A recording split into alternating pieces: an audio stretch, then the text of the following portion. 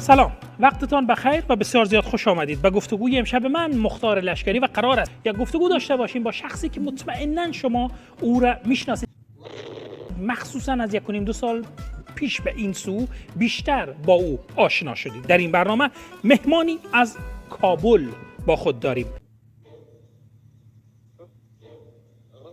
مهمانی از میان افرادی که باعث فرار صدها هزار صاحب خانه کابل شدند. مهمان امشب علامت‌های سوال زیادی در زندگی خود دارد، حداقل در طول همین 1-2 سالی که ما او را شناختیم. خانم ها و آقایان، او طالب است، اما از زمان به قدرت رسیدن دوستانش دستگیر و به زندان انداخته شده است. این شما و این مهمان امشب برنامه کاکتوس. سلام، وقتتان بخیر، امیدوار است خوب باشید.